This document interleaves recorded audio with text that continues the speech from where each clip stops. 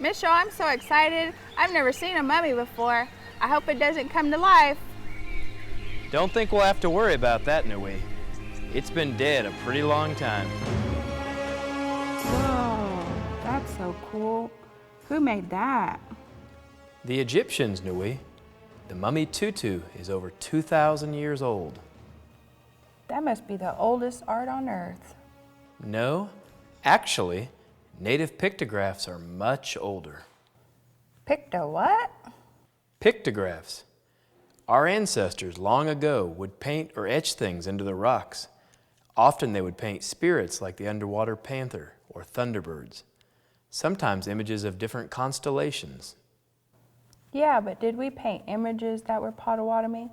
Technically, Nui, anything done by a Potawatomi is native art. We have tons of creative people that create art today, both native themed and modern. Let's go look at the Mabry Gear Native Collection.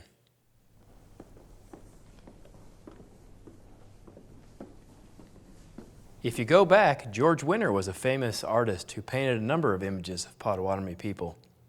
He wasn't Potawatomi, but his images were of Potawatomi people.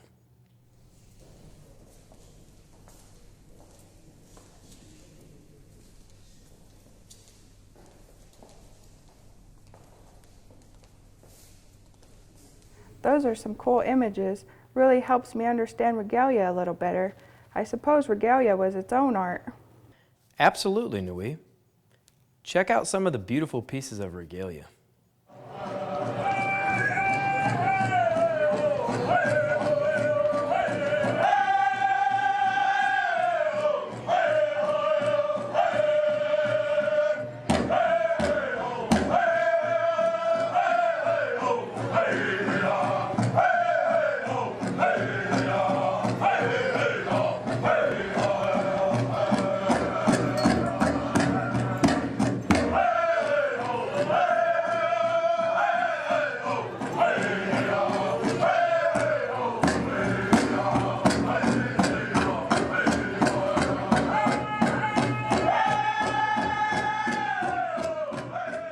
I remember learning that we use porcupine quills before we use beads, right, Misho?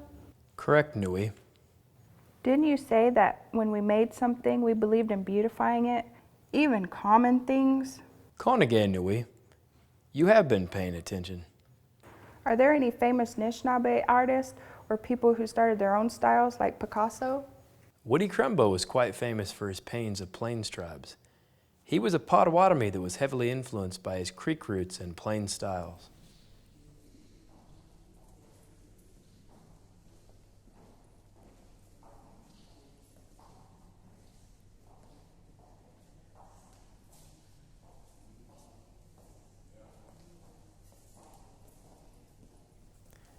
Also, there is Norvell Morrissey, who started a very popular Anishinaabe style in Canada.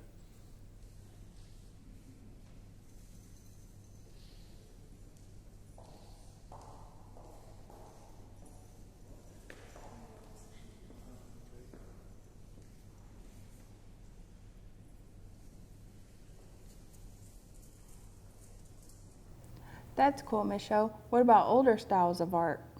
We used to etch different designs into birch bark. We also did birch bark bitings. Birch bark bitings? What's that? Let's listen to some experts talk a little about birch bark biting. I do what's called birch bark biting, and it's an old tribal art that we did up in Belcourt in the Turtle Mountains as Anishinaabe people. It's pre-contact that this work was done. We use our teeth. We don't punch holes in it. Someone had asked me, do you punch the holes in it, you know, like with an owl? And I said, no, I use this eye tooth right here. And we fold it in certain ways, in different ways, and then I bite on it and just move it around in my mouth and bite different designs and then carefully unfold it. And the designs were originally used for doing beadwork.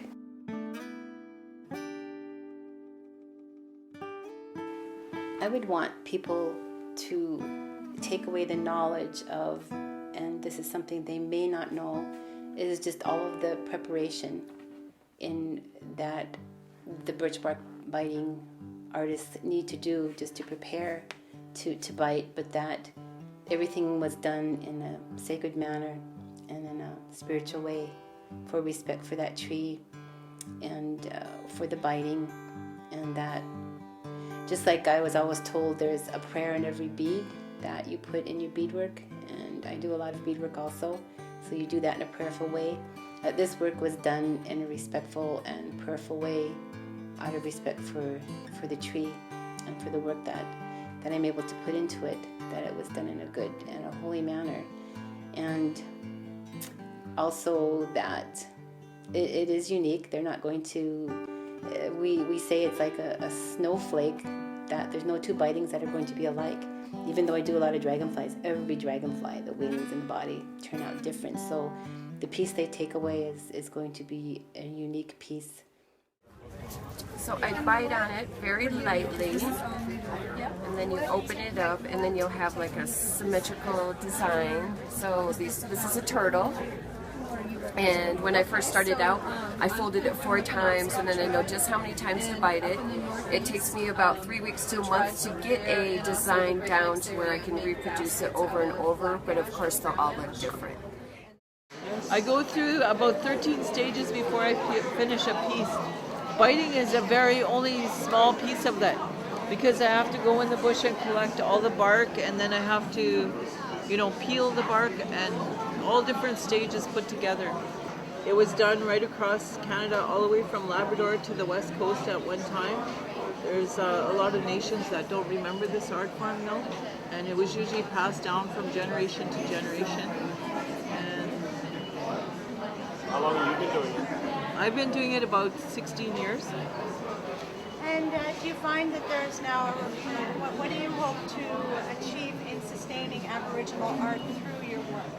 Well, what I hope to achieve is to be able to pass it down. Like I've already passed it down to my 19-year-old and my 3-year-old granddaughter. And I go into schools and I want to ensure that this continues, this art form, because at one point it was almost lost. Long time ago, it was recorded that people were able to bite like a cabin with smoke coming out of the chimney, a man in a boat fishing, and a moose all at the same time. So people's minds were very clear because there was no additives in the food, and everything was a lot more natural than it is now. This was also used to entertain children instead of video games and stuff like that. It was used to entertain children, to teach them how to visualize things in their mind. Wataya, Michelle, that's awesome. It's kind of like origami where you fold things into certain shapes, but you use your teeth. So what do you think, Nui? Seems like Anishinaabe people were very artistic people. Were there any famous Potawatomi sculptors? Denny Haskew has made some pretty famous pieces. In fact, one of his sculptures is in front of the Grand Casino in Shawnee, Oklahoma. Let's check that one out on the way to a delicious lunch buffet. Gebak tene, Nui? Banana bakte.